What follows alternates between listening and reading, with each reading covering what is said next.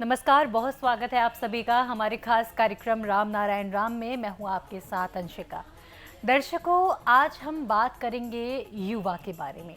कहते हैं ये जो युवा है, जो बच्चे हैं, यही देश का भविष्य है। तो हम आज यही समझेंगे कि बालक ब्रह्मचारी जी का जो दृष्टि है, उससे उन्होंने युवाओं को क्या कुछ सीख दी है। क्योंकि अभी तक हम समझ रहे थे अध्यात्म को, धर्म को, और कई टॉपिक्स पर हमने बात कर ली, लेकिन युवा एक ऐसा वर्ग है जिसे अभी शिक्षित करना, समझाना बेहतर होगा, तभी हमारे देश का भविष्य उज्जवल हो पाएगा। तो चलिए इस कार्यक्रम की शुरुआत करते हैं। हमारे साथ हमेशा की तरह उपस्थित हैं संतान दल के प्रेसिडेंट शंकर सरकार जी, और उनके साथ बहुत खास मेहमान हमारे उपस्थित हैं, संगीता मुखर्जी जी। राम नारायण। तो मैम, आपसे भी बात करूंगी। फिलहाल शुरुआत में प्रेसिडेंट से करना बिल्कुल। चाहूंगी, क्योंकि प्रेसिडेंट उनसे मिल चुके हैं बालक ब्रह्मचारी जी से। तो मैं चाहूंगी कि जो युवा वर्ग है उनके बारे में कुछ बताएं, क्योंकि आज का जो युवा है उसको कुछ क्लियरिटी नहीं है, बहुत ज़्यादा फोकस नहीं हो पा रहा, इधर भी भाग रहे हैं, उधर भी भाग रहे हैं, पैसे के पीछे भाग रहे हैं, कुछ समझ नहीं आ रहा। मेरा गुरु बालक ब्रह्मचारी जी आश्रम में बहुत सा स्टूडेंट और युवा रहते थे। वो लोग स्कूल कॉलेज में जाते थे, वहाँ खाना खाते थे, वहाँ ही सोते थे। तो गुरुजी बोला, देखो स्कूल कॉलेज का किताब जितना पढ़ते हैं पढ़ो, लेकिन हम जो किताब जो प्रकृति के बारे में लिखा, जो आदि अनादि वेद है, उसको हर रोज 1 घंटा पढ़ाई को तुम लोग को करना चाहिए और 1 घंटा मेडिटेशन करना चाहिए। 2 घंटा सबको हमारा निर्देश है, 2 घंटा तुम लोग खुद के लिए रखो और 22 घंटा 22 आवर्स पढ़ाई करो, कुछ भी करो, खेल धूल करो, कोई बात नहीं है।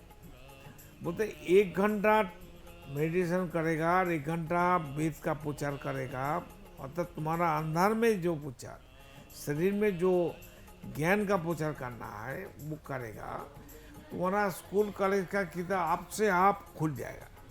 देखेगा सब तुमको जानकारी थी, मालूम है। एक बार पढ़ने से जो हो जाता है, 1000 बार पढ़ने के लिए, 100 बार पढ़ने के लिए जरूरत नहीं है। एक बार यहाँ पे ये मैं हम देखा मेरा बेटा के लिए, उनको हमारा तो बेटा 5 साल में दीक्षा मिल गया। अच्छा। बेटी को 3 साल में दीक्षा मिल गया। अच्छा। 3 साल में। तो वो दोनों एकदम, मेरा घर में तो कोई पूजा पाठ नहीं होता है, हम लोग गुरु का पूजा करते हैं, गुरु का किताब पढ़ते हैं और उनका भजन गाती है, राम नाम जप तप करती है। हम लोग तो अच्छा है। हम बहुत इंसान को, हर धर्म का, हर मजहब का इंसान को हम लाके, हम गुरु जी का जो संगठन है संतान दल, ये संतान दल तो प्रकृति का है। सभी आसमान का जितना संतान है, चाहे ग्रह नक्षत्र हो, तारे हो, और जीव जंतु हो, पेड़ पौधे हो, डस्ट पार्टिकल, गॉड पार्टिकल, सब हमारा संतान दल का अलिखित मेंबर है। जन्म से मेंबर हो गया। जैसे धरती में हमारा जन्म हुआ, धरती का हर चीज हमारा बर्थ राइट, जन्म का राइट होता है। ऐसा संतान दल सबका मेंबरशिप है। तो हम देखा अभी जो स्कूल कॉलेज में जो किताब है, उसका साथ साथ प्रकृति का जो किताब, सूरज का जो कर्म, उनका जो निर्देश, वो जो बताती है, वो जो हमको सपोर्ट करती है, जो जो चीज़ से, तो ये चीज़ बचपन से हम लोग को दिमाग में घुसाएगा, तो हमारा दिमाग में जो सेल है, अनगणित सेल है, ब्रेन का अंदर, वो तो कुड़ी जैसा है। कुड़ी को हिंदी में क्या बोलता है? कली। कली पेड़ जैसा। में जो कली लगती है जी। वो पुष्पटी फूल, फ्लावर बन जाएगा, फूल हो जाएगा, बड़ा फूल। ठीक है। तो यही हमारा गुरु जी का कहना है, तुम सब कुछ करो लेकिन प्रकृति का पाठ भी पढ़ो, प्रकृति को याद करो, विवेक का बात सुनो, विवेक का साथ चलना चाहिए। इसलिए स्टूडेंट को भी, बिल्कुल, हर घर में जो स्टूडेंट है, माता पिता को सबको बोलना चाहिए कि तुम लोग प्रकृति को अनुसरण करो, प्रकृति का बात सुनो, प्रकृति का निर्देश मानो और विवेक के साथ जोड़ के रहो। अगर हम लोग चाहते हैं कि हम नेक्स्ट जनरेशन जो है हमारी, उनको बिल्कुल फोकस करें, अपने सही मार्गदर्शन पे वो चलें, तो उसके लिए बहुत ज़रूरी है कि पहले हम अपने ही घर से ये शुरुआत करें। छोटे छोटे कोशिशों से ही बड़ा चीज़ को हम बदलाव में ला सकते हैं। ठीक है। तो उसके लिए जो छोटे छोटे हमें स्टेप्स ये लेने होंगे कि उनमें खुद के अंदर आत्मविश्वास पैदा करना होगा ओके। कि तुम खुद कैपेबल हो हर चीज़ के लिए, तुम्हारे अंदर किसी भी चीज़ की कमी नहीं है। क्योंकि ठीक है, एक क्लास में 40-50 बच्चे बैठते हैं, कोई फर्स्ट बॉय होगा तो कोई लास्ट बॉय भी होगा ही, लेकिन उसकी वजह से उसका आत्मविश्वास नहीं टूटना चाहिए। और वो उनसे कुछ ऐसे स्कूल हैं, मैं नाम नहीं लूँगी, दिल्ली में ही कुछ ऐसे स्कूल हैं जिसमें जो बच्चे अच्छा रिजल्ट करते हैं उनकी स्पेशल कोचिंग दी जाती है। इसलिए दी जाती है कि उनके स्कूल का नाम बहुत अच्छा हो, वो मेरिट में आए वो बच्चे। तो उससे जो बाकी बच्चे हैं जो इतने मेरिटोरियस नहीं हैं, तो उनका जो आत्मबल टूटता जाता है। तो ये जो प्रैक्टिस है ये हमें बिल्कुल अभी करनी ही नहीं चाहिए, क्योंकि सबको बराबर देना चाहिए। सबको बराबर, आप एज ए टीचर आपको हर बच्चों को जैसे एक ही तरह का ध्यान देना है। बाकी सबकी समझ-बूझ में फ़र्क रहता है। ज़रूरी नहीं है कि हर बच्चा पढ़ाई में अच्छा हो, वो खेल में शायद बहुत अच्छा हो, तो उसके लिए उसको कैटेगराइज करके उसको प्रिविलेज आँख में उंगली डाल के दिखा देना कि नहीं भाई तुम अच्छे स्टूडेंट नहीं हो, इसलिए तुम्हारी स्पेशल कोचिंग नहीं दी जाएगी। तो ये जो छोटी छोटी चीज़ें हैं, हम इसी लेवल पे अगर हम भेदभाव रखेंगे, और वैसे ही स्कूल के बाहर की दुनिया में जब वो स्कूल के बाहर आते हैं वैसे इतनी भेदभाव जाति के नाम पे कर रखा है। जैसे नौकरी के लिए, इवन अच्छे कोर्सेज के एडमिशन्स के लिए ये जो रिजर्वेशन होती हैं जाति के नाम पे, ये तो नहीं होनी चाहिए ना। एक बच्चा इतनी मेहनत करके पढ़ लिख के आगे कोशिश कर रहा है, जस्ट बिकॉज वो जनरल कैटेगरी का है तो उससे ज़्यादा जिस बच्चे ने कम तैयारी करी है लेकिन वो उस कैटेगरी में है तो उसको एडमिशन मिल जाएगा, तो ये फ्रस्ट्रेशन पैदा होती है। इससे हम आगे की जनरेशन को क्या अपना संदेश पहुंचा रहे हैं, तो ये भी एक जातिवादी हुआ। तो इसीलिए धर्म के नाम पे, जाति के नाम पे हर लेवल पे शोषण हो रहा है। हम अभी तक कह रहे थे कि धर्म युद्ध हो रहा है या बड़े महायुद्ध हो रहे हैं, ये तो बच्चों के बीच में भी बचपन से डाला गया है। कई बच्चे फ्रस्ट्रेशन में सुसाइड तक कर लेते हैं कि मैंने इतनी मेहनत की स्पेशली किसी कोर्स को ज्वाइन करने के लिए, लेकिन मेरा नहीं हुआ। द रीज़न भी एक कम पढ़ा लिखा बच्चा लेकिन वो उस जाति का है, उसको एडमिशन मिल गया। तो ये तो हम अपनी आगे आने वाली नस्ल को ख़राब कर रहे हैं। जो डिज़र्विंग कैंडिडेट है उसको नहीं मिल रहा वो चांस, जस्ट बिकॉज वो एक परिवार में पैदा हुआ इसलिए। तो एक ही कारण है व्यक्ति मालिकाना, सब कुछ बिल्कुल जरिया है एक ही चीज जो धरती में हमारा बच्चा खाएगा, पढ़ेगा, लिखेगा, सब कुछ देखेगा, सब कुछ फैसिलिटी मिलेगा, दूसरों को नहीं मिलेगा तो हमारा कोई समस्या नहीं है। ये होना नहीं चाहिए। ये जो दूसरों की तकलीफ से हमें कोई लेना देना नहीं है, पर ये जैसे अब मैं आपको बताती हूँ, कोई हादसा हो जाता है तो हम उसको न्यूज़पेपर में पढ़ दिया, एक तरफ फेंक दिया, फिर अपने हंसी मजाक में, क्योंकि हम उस टाइम ये नहीं सोचते कि अगर ये हादसा हमारे घर में हुआ होता तो हम चीज़ों को बहुत लाइटली ले लेते हैं जब तक ये बात हम पे नहीं आती।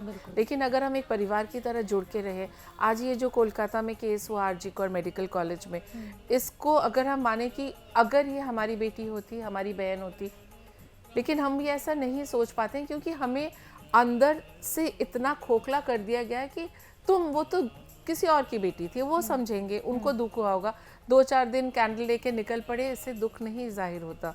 जब तक हम चीज़ों को अपने अंदर तक नहीं लेके जाएंगे और यही चीज़ें अपने आने वाली जनरेशन को नहीं देंगे कि हर जो खराब हो रहा है वो एक संगठित एक परिवार पे ही आपत्ति आई है। बंगाल का जितना मिनिस्टर है, बिल्कुल एमएलए है, उनका घर का बच्चा का हिसाब, बच्ची का हिसाब होता है, तो क्या वो चुप बैठे रहते हैं? मिनिस्टर का जो भाईपो है कि उसका बेटा है, भतीजा का, हाँ भतीजा, कोई आदमी बोलता है भतीजा है, कोई बोलता है उसका बेटा है। तो पहले भी एक शादी था, वो 2 बच्ची था, 2 लड़की था, जी। अभी भी शादी किया, वो भी 2 बच्ची है, उनका हो जाए तो चीफ मिनिस्टर ममता बनर्जी क्या करता? चुपचाप बैठ जाता। वही ना, क्योंकि क्योंकि वो हमारा परिवार नहीं है तो वो हमें उसका दर्द नहीं है, ये चीज़ नहीं होनी चाहिए। तो इसीलिए हमें बालक ब्रह्मचारी जी के जो प्रवचन हैं, जो उन्होंने अपने उनके नीतियों को हम मानने के लिए बार बार हर एपिसोड में जो प्रेसिडेंट कहते हैं कि प्रकृति के नियम के अनुसार हमें चलना चाहिए, प्रकृति के नियम को, ये नहीं कि प्रकृति की पूजा करो, ये नहीं कि पेड़ के नीचे जाके दिया जला दो तो प्रकृति का नियम मानना हो गया। उनके रूल्स को फॉलो करके हम अपने जीवन में उनको प्रकृति का जो सेक्रीफाइस है, उनका जो कर्म है, उसका जो देन है, उसका जो मन है, जगत के लिए, जीव के लिए, प्राणी के लिए, सबके लिए एक बराबर है। कोई ऊंच नीच नहीं है, छोटा बड़ा नहीं है, वो खत्म होता है। सूरज को देखो ना जी, वो मर रहा है, उसका दुख नहीं है, उसका दिल नहीं है, वो खत्म हो रहा है, ऐस बन जाएगा 2 दिन बाद। 2 दिन का मतलब 2 दिन नहीं, 2 दिन मतलब हाँ कुछ ही टाइम में, कुछ समय में। तो ये जो आज की हम जनरेशन की बात कर रहे हैं, आज की जनरेशन बहुत ज़्यादा इंटेलिजेंट है और वो इस वक्त क्यों इतना अपने फोकस से हट गई है। आपने देखा होगा इस टाइम बहुत ज़्यादा यंग जनरेशन ड्रग्स में चली गई है, बिकॉज उन्हें समझ में नहीं आ रहा, क्योंकि थोड़ा तो उनका ब्रेन लॉजिक पे काम कर रहा है कि ये सब नहीं होना चाहिए।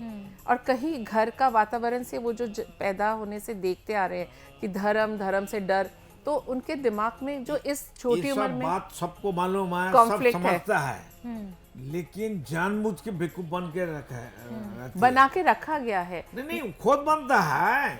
हम तो अच्छा है, बाजू वाला कुछ भी हो जाए। हाँ, हम तो ठीक है, वो गलत है। अभी कलकत्ता आरजीकर हॉस्पिटल में जो कुछ हुआ जी, ममता का खुद का बेटी का हो जाता तो वो क्या करता?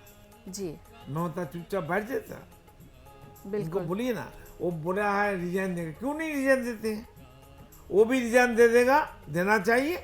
मोदी भी रिजाइन देगा, और जितना एमपी है सभी राजनीतिक दल का सब रिजाइन दो, दोबारा सब इलेक्शन बन जाए। तो जो हम बात कर रहे थे, बड़ा राजा तो मोदी है जी, छोटा राजा ममता है, तो ममता का गलती तो मोदी को ही लेने पड़ेगा। जी, कोई बेटा गलती करे तो बाप का ऊपर तो उंगली उठेगा ना जी। वो अभी चुपचाप बैठा है क्या है मोदी? क्यों उसका एक्शन नहीं लिया?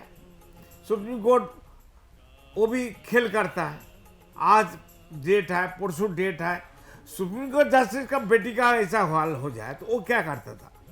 उनको सोच के बताने पड़िए मेरे को जी। उसका घर का, उनका खुद का बेटी का ऐसा हाल हो जाए, जो एक ही बच्चा था जो मर गया, माता पिता का एक ही बच्चा था, और ये दर्जी, और क्या दर्जी को हिंदी में दर्जी क्या बोलते हैं, दर्जी को काम करते हुए बच्ची को डॉक्टर बनाया। कितना परिश्रम किया, कितना सेक्रीफाइस किया माता पिता, और कितना अच्छा इंसान था, डॉक्टर था, वो उसको मार दिया। जी। कहाँ पर गाइडेंस की कमी लोगों को लग रही है यहाँ पर? प्रेसिडेंट, गाइडेंस कैसे मिलना चाहिए बच्चों को? सबको पता है, अच्छा बुरा सबको पता है, सबको मालूम है। विवेक तो सबको बताता है ये काम ठीक नहीं है, वो मत करो, मत करना चाहिए, रुक जाओ, बैठ जाओ। हाँ, कौन रुकता है? पर विवेक की नहीं सुन पा रहे ना, विवेक की कैसे सुने? विवेक का बात हर इंसान सुनता है, मालूम भी होता है, उनको कान में सुनाई देता है, पर मानते नहीं है, मानते नहीं है। खुद को मानता नहीं है तो विवेक को कैसे मानेगा? खुद दारू पीता है तो खुद को मानता नहीं, इसलिए ना दारू पीता है। अगर खुद भगवान है, अल्लाह का बंदा है, गॉड का बंदा है, तो नहीं पिएगा। तो ये जो मैं अभी कह रही थी कि जो प्रेजेंट जनरेशन ड्रग्स में चली जाती है कई बार, और अपनी फैमिली से डिस्टेंस बना के, दूरी बना के रखी हुई है, ज़्यादा वो क्लोज नहीं आ पाते, क्योंकि जो प्रेजेंट जनरेशन है बहुत ज़्यादा कंफ्यूज्ड है, बहुत ज़्यादा कंफ्यूज्ड है। एक उनका ब्रेन लॉजिक को मानना चाहता है, और जो उनका दिल है वो इधर जो धर्म और ये सब चीज़ें, सबको बराबर मिल जाएगा ना, कोई समस्या नहीं आएगा। अगर पायलट पेन है तो सब स्टूडेंट को मिल जाए, तब तो कोई पेन के पीछे नहीं भागेगा। उनका जो है कपड़ा हमारा भी है, बराबर यूनिफॉर्म होना चाहिए, जी बराबर कॉस्ट्यूम होना चाहिए, बस कोई समस्या नहीं है। किसी का 10 मंजिल का मकान, वो जो बॉम्बे का अदानी अंबानी सब है ना, उनका इतना पैसा कहाँ से आया? हमारा पैसा बैंक में है, फिक्स डिपॉजिट में, उनको 7% 6% इंटरेस्ट मिलता है, और वो पैसे से लाखों करोड़ रुपया काट दिया। गवर्नमेंट उसको लाइसेंस देता है। जी वो तो अंबानी है ना, वो क्या मुकेश अंबानी, तो उनका पापा तो पेट्रोल पंप में नौकरी करने वाला था। वो अचानक इतना बड़ा काम आदमी कैसे बन गया? वो बड़ा आदमी बन गया, कांग्रेस का गवर्नमेंट था, उनको भी पैसा मिल गया, वो MP MLA प्रधानमंत्री को, उनको भी पैसा बन गया, उनको पूरा फैसिलिटी दे दिया। जी प्रेसिडेंट, इसी के साथ बड़ी चर्चा इस कार्यक्रम में आपके साथ में रही, और साथ ही साथ अब वक्त तो चला है इस कार्यक्रम को यहीं पर विराम देने का। इस एपिसोड के लिए इतना ही। आप दोनों का बहुत बहुत धन्यवाद हमसे जुड़ने के लिए। राम नारायण राम। तो दर्शकों, इसी के साथ आज के इस कार्यक्रम में इतना ही। उम्मीद करती हूँ कार्यक्रम आपको पसंद आया होगा, और जो ज्ञानवर्धक बातें आज हम प्रेसिडेंट से कर रहे हैं वो चीज़ें आपको समझ में भी आई होंगी, और आप अपने डे टू डे लाइफ में उन्हें अपनाएंगे, जिससे हम एक अच्छा जीवन जी पाए। साथ ही साथ अगर आप कनेक्ट करना चाहते हैं, संतान दल से जुड़ना चाहते हैं, बिल्कुल जुड़ सकते हैं। टीवी स्क्रीन पर डिटेल आपको मिल जाएंगी। साथ ही साथ अगर आप डोनेट करना चाहते हैं, 1 रुपया भी डोनेट करेंगे तो हमारे लिए आपकी भावनाएं महत्व रखती हैं। ज़्यादा करना चाहते हैं तो वो भी आप कर सकते हैं। आपको बता दूं कि संतान दल के द्वारा बहुत सारी चीज़ें की जाती हैं, जिसमें गरीब बच्चों की पढ़ाई लिखाई का बीड़ा संतान दल के द्वारा उठाया जाता है। बाढ़ से ग्रसित लोगों की सहायता की जाती है। वृद्धाश्रम भी चलाए जा रहे हैं। इसी के साथ मैं लेती हूँ आपसे इजाज़त, फिर होगी मुलाकात। तब तक के लिए नमस्कार। आप देख रहे हैं हमारा खास कार्यक्रम राम नारायण राम शंकर सरकार जी के साथ राम नारायण रामशाह। यह एक महाध्वनि और बीज मंत्र है। यह सभी समस्या का संपूर्ण समाधान है। आप लोग इन्हें अपना के देखिए, मन और दिल में क्या प्राप्त हो रहा है।